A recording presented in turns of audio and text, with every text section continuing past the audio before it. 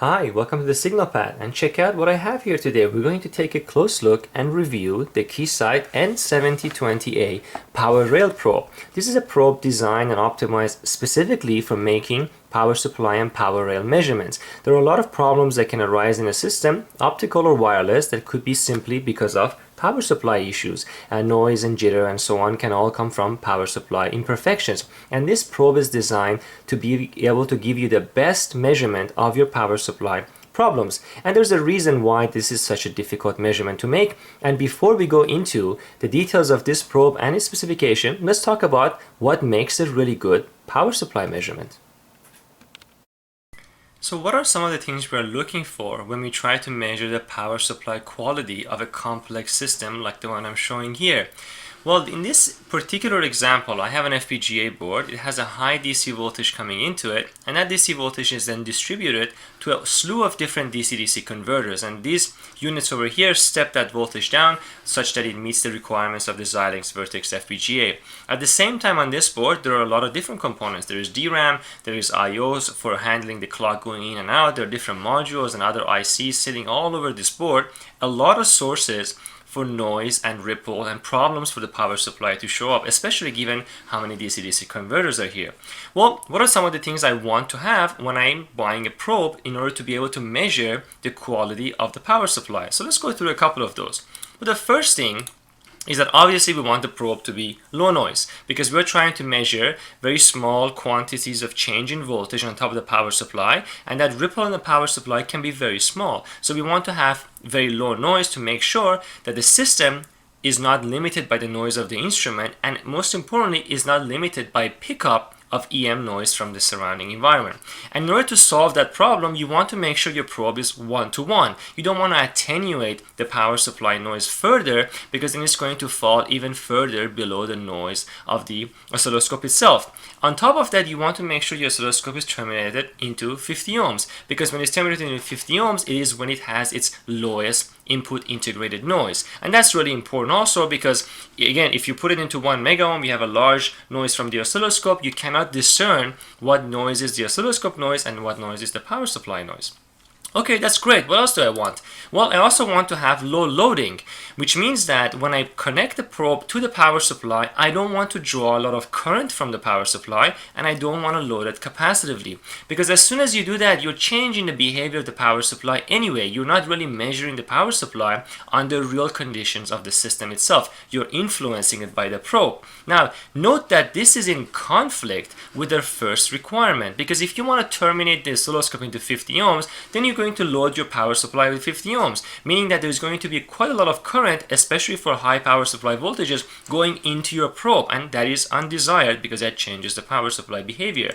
So what you want is you want to have a probe that has an input impedance at low frequencies that's tens of kilo ohms. So it's essentially, for all practical purposes, it acts like an open on the power supply. Well, what else would we want? Well, we also want to make sure that the probe can handle a large offset voltage, because the power supplies for systems like this, especially for optical systems, can easily be plus or minus 24 volt, which is a standard power supply.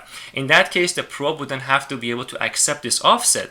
Now, if you want to pass that offset directly to the oscilloscope, you're going to run into a whole bunch of other problems, because it means that the oscilloscope will now have to have the range all the way maximized to one corner to bring the signal back down to DC level. And if you do that, then you're not sitting at the optimum dynamic range of the oscilloscope itself. Again, remember that this is in conflict with this requirement, because if you have a 50 ohm termination, first of all, you cannot put 24 volt on it. And if you set your oscilloscope into AC mode, it's not going to be 50 ohm terminated.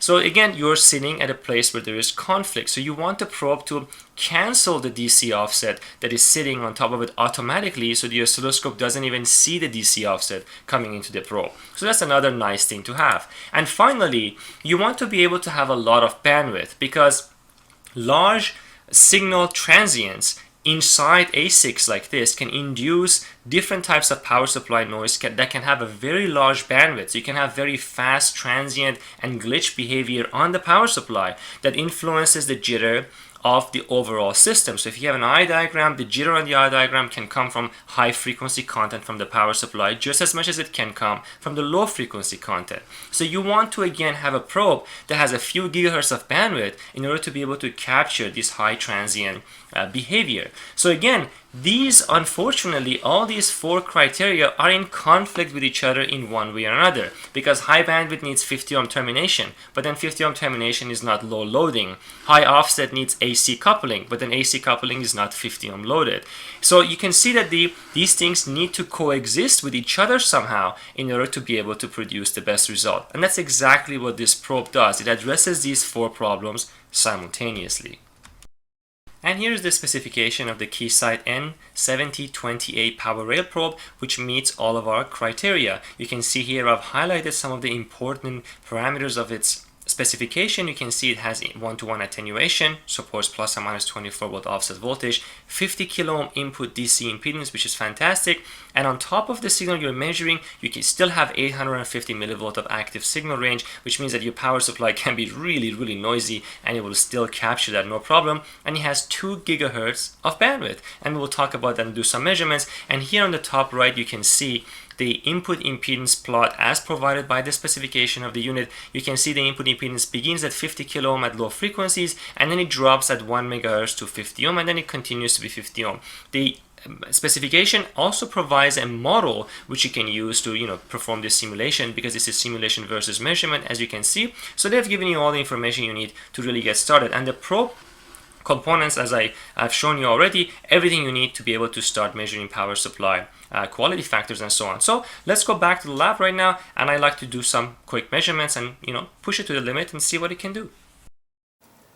Now the Keysight N7020A is shipped with everything you need to get started. The probe itself is a standalone unit which interfaces directly to the oscilloscope and terminates into an SMA connector, which means that you can connect anything, pretty much anything to it. And because this input impedance is so well characterized and it has a 50 kilo ohm low frequency impedance, you shouldn't have to worry about its interface with any of your power supplies. There's also a probe that comes with it. This is a 1-to-1 probe which also terminates into an SMA, which can help you obviously probe your system whenever you need a probe measurements. And all the different probe accessories are also of course included, clips and so on, as well as replacement tips and the coloring and low inductance ground tip, and a little clip over here which allows you to clip onto various IC pins. I'm not going to go into the details of this because these are fairly standard components that should be shipped with any probe.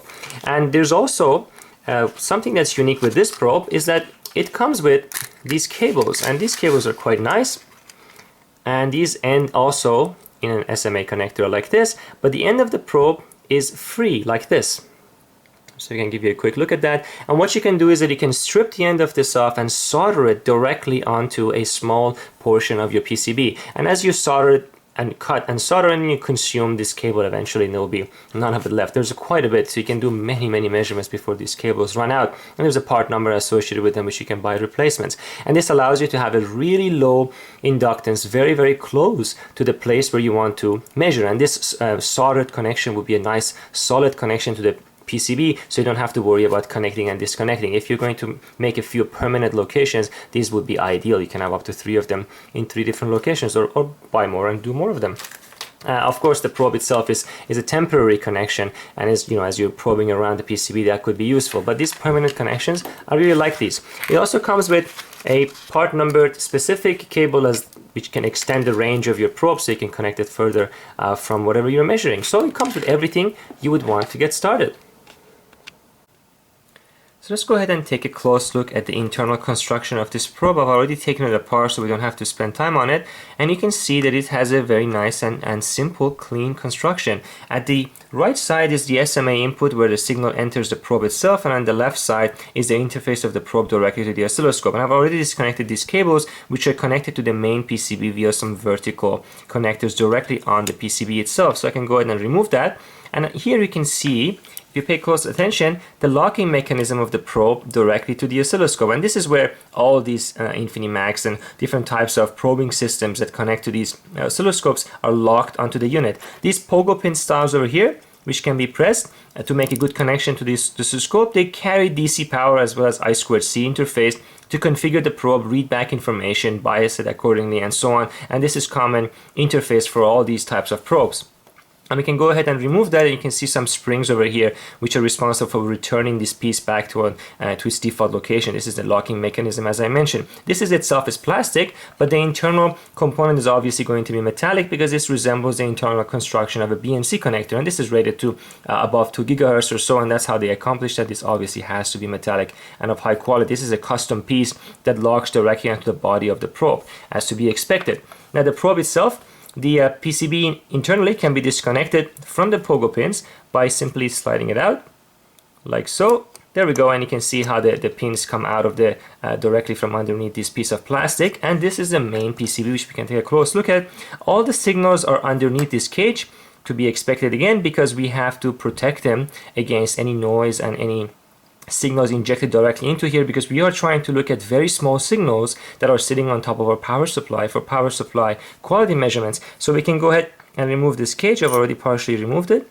There it is, and we can see the circuit underneath, which we will take a quick look at. Now on the other side of this board, we don't have much except for the fact to note that this is revision 3, and there are two ICs here which I could not find a particular datasheet for. This is made by NXP, and this one I'm not so sure, but it's likely that these are obviously responsible for the digital interface to the scope itself. Perhaps some DAC could be implemented here, and if not, definitely the configuration of the probe identification, calibration coefficient, everything else must be embedded in here, because there is no other digital IOs that I can find on this PCB. There is some power supply filtering over here and the connectors for the input and output. Now, as I spoke before and you saw the plot showing the input impedance of this probe versus frequency, this probe handles all signals all the way up to 2 GHz, and it has an input impedance that varies from 50 kilo ohm down to about 50 ohms at very high frequencies. And that 50 kilo ohm at low frequencies down to DC is what allows us not to load the power supply that we're trying to measure. And if you pay close attention, it looks to me that the forward path is mainly AC coupled. So at the very, very high frequencies, we have the dominant impedance of the oscilloscope showing up, and all this circuitry over here is the offset portion and the low frequency portion, which obviously is responsible for isolating the high voltage directly from the input of the oscilloscope, which cannot handle very large signals at DC, especially going directly into 50 ohms. So this two-path signal, two-path signal path, and no pun intended, is responsible for achieving the desired frequency response as well as the desired input impedance and the ability to be able to withstand the 24-volt offset that this probing system can actually handle. So it has a very nice, simple construction, and it looks like it's quite rigid. As far as I can tell, it seems like this is something that would last a very long time. Now, this is rated for a maximum input of 30 volts. I'm not going to try and destroy it by going above that, but that's quite a large voltage, especially if you're interested in looking at things up to 2 GHz. That basically covers a really, really wide range of applications. So let's go ahead, put it back together and do some experiment with it. So here I have the Keysight MSO-S series oscilloscope, which I've already reviewed in a 1.5 hour video, including a teardown of it. I highly recommend that you watch that. This is the 804A model, and we're going to go ahead and plug directly the Keysight N7020A into it and see what happens. And if I go ahead and plug this in, like so, there you go. You can see that the oscilloscope will recognize what probe is connected and will give you a whole bunch of information. So let's go directly into the probe menu from the channel selection over here. And here we go. We can see that the probe is now automatically configured. The serial number is there. All the information, every specification is already listed, and I've already calibrated the probe for offset and attenuation, which is using the oscilloscope output at the back itself. And you can see that it is using the 2 GHz probe right here with the serial number, and it is saying that you are connecting the N7020A main cable. And if I click on select header, you can see a nice picture of the cable. So they've really streamlined this process, and you cannot make mistakes because everything is nicely labeled. There's visual feedback there. So there you go, everything is set up and it's ready for us to use. In fact, right now the probe is set to a 0 offset and the scale is 200 millivolt per division. So as a result, because there's nothing connected to the probe, of course, the input is open. You can see the signal nicely sitting at 0 volts. And you can see how low noise everything is because the instrument is still in 50 ohm, as you can see. Maybe you can see over here. So everything is the same. This is not a 1 mega ohm input. This is a pure 50 ohm input, nothing's changed, 1-to-1 attenuation. So now we can go ahead and measure signals with it. But first, let's go ahead and connect a power supply to it, that we can apply a DC offset manually and measure the input resistance to see if it really is 50 kilo ohms.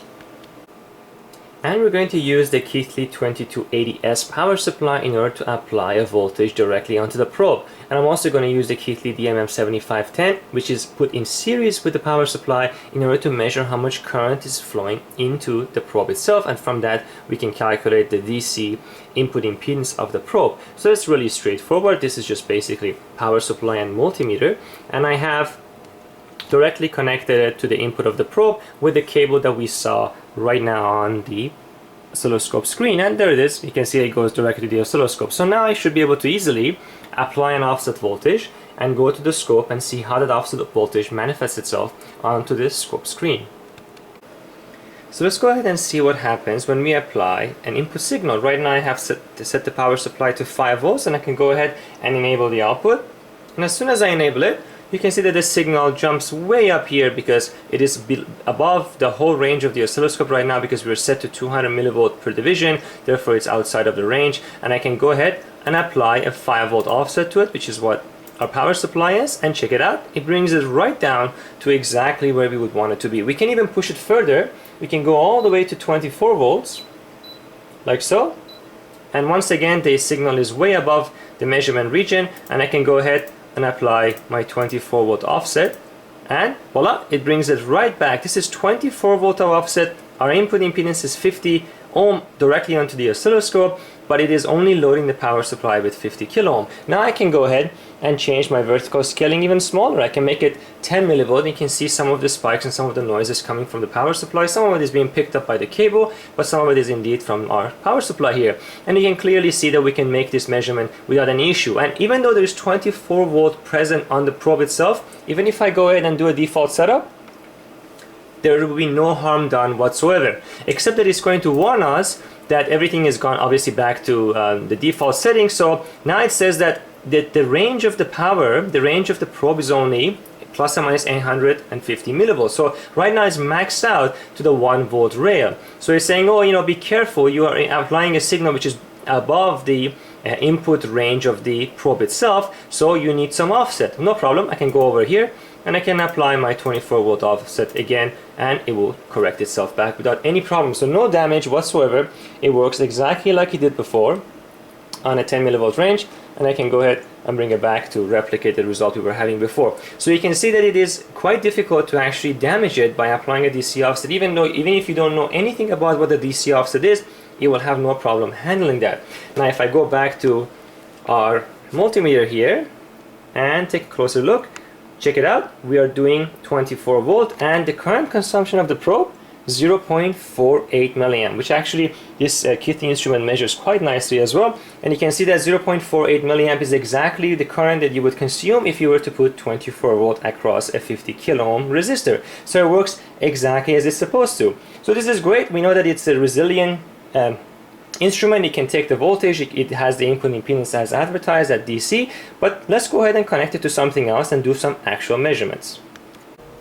So here we have my Vertex 2 FPGA board. This is made by Xilinx, and I'm interested in investigating a power supply noise issue that it has, and in order to do that I've made some modifications to the back of the board. So at the top obviously we have all of our high-speed IOs and the transceivers. We have a whole bunch of linear regulators here, and the main FPGA is of course here. Now all the decoupling capacitors normally for these type of BGA packages is always going to be behind the board, and in this case you can see a whole group of decoupling capacitors here. And what I've done is that I've taken one of these cables that are supplied by the power rail probe, and I've directly soldered it across one of the decoupling caps.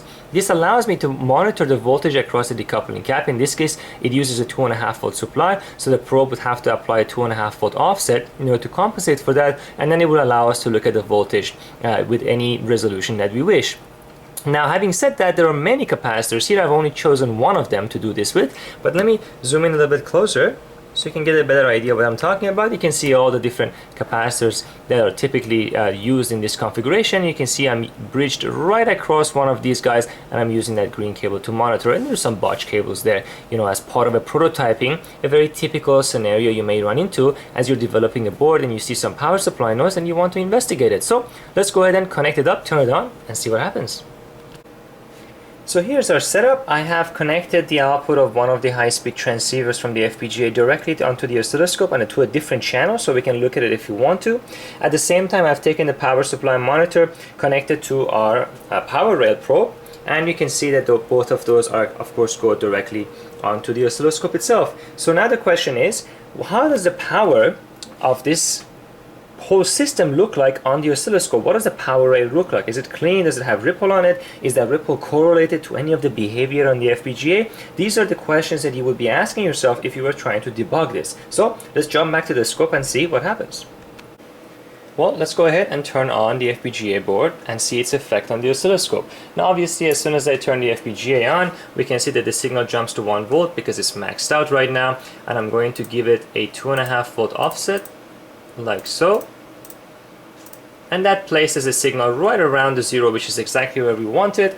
And we're going to reduce the vertical scaling there. And then once we're at 10 millivolt per division, we see some unusual behavior, which is not very nice. So let's go ahead and bring the trigger line up so that we can be sitting close to over here. And there it is. We can see some periodic behavior from the power supply. Indeed, it is not very good, but I haven't even started the high-speed transceivers here. So now I can go ahead and from the computer and start the high-speed transceivers, and then we can see the impact getting quite a bit worse. Here we go, and there it is. Now I have started the transceivers, and that looks really bad. If you have the correlation between transceivers being on and noise being generated, now you have problems. Well, we can investigate further by going and creating an FFT function and looking at the frequency content of this noise that is now on our power supply, and that can give us even further insight. Now this is a 2 GHz probe, so I'm going to stop the FFT at 2 GHz, and I'm going to reduce the resolution bandwidth to about 500 kHz and put this signal at -75 dBm. That way we can have a good look at it. And check it out. You can clearly see that the spectrum of the power supply noise is shaped, and that shape resembles a PRBS sequence, which is exactly what is being transmitted. This means that somehow from our output of our transmitter we are coupling directly onto our power supply, and that is a very bad sign, because this means that this transceiver can inject noise into an adjacent transceiver, and we want to avoid that. We can further investigate if that's really the case by removing the termination from the transceiver. If I remove the termination, and this is indeed a coupling problem, the spectrum should shift up because the problem is now exacerbated. So I'm going to go ahead and remove the termination, and let's see. And indeed it gets quite a bit worse. I'm going to put the termination back. You can see how the whole spectrum shifts with and without the termination, and this is an insight directly into the fact that indeed these transceivers are polluting the power supply. Now don't forget that this frequency is going all the way up to 2 GHz, and you can see a very bad peak at around 600 MHz. It's very difficult to make these measurements with any other type of probe that doesn't give you this combination of high bandwidth and high offset at the same time. We are at 5 millivolt per division up here. We're not looking at a very large signal still, but nonetheless you can clearly see the effect of the transceivers coupling onto the power supply. So this is really a combination of the probe's performance as well as the performance of the S-series scope, and that's why these things were made for each other, because you can take advantage of the super high dynamic range of the S-series scope and the fact that this high-speed probe is a 1-to-1 in order to get a very good signal integrity. And just for the sake of completion, for you to see that indeed we are generating a PRBS signal, I'm going to go ahead and default set up the instrument here. I'm going to turn off channel 1, I'm going to turn on channel 3, and you can see, oh, I'm changing the wrong thing here. There we go, and you can clearly see, and I can go ahead and change the source to channel 3, that we are definitely creating a PRBS sequence. So the transceiver is on, and the noise that you were seeing was indeed from the coupling of this directly onto our channel. And there you have it, the review of the Keysight N7020A in combination with the S-series oscilloscope. Now this obviously is a fantastic probe and gives you quite a bit of insight into your power rail and power supply problems. If I were to criticize it, my biggest criticism would be that they stopped the frequency too early. They are only going up to 2 GHz. If they could extend it to just over 2.5 or 2.6 GHz or so, then it would open up a whole different set of applications, and it would allow you to take a look at signal injection from high power PAs in wireless applications. For all the ISM bands, you would want to know if your PA is injecting noise into your power supply, or if your power rails have signals from various amplifiers and so on being corrupted, which then can feed back onto your receivers and can cause a whole bunch of other problems. But unfortunately, because it only goes up to 2 GHz, you cannot see that type of signal on this particular unit, and perhaps that's something that they might implement in the future. But for now, it is a fantastic tool for taking a look at power rail problems in a really quite a wide range of applications. And as always, if you like this type of review, please give it a thumbs up and leave a comment and let me know what you thought about it. And if you ever order this from Keysight, let them know that perhaps you saw my review and that might be one of the reasons why you purchased it. I don't get any portion of the sales or anything like that. This is just that I can have a good relationship with the manufacturers and can bring you reviews like this in the future. So until next time.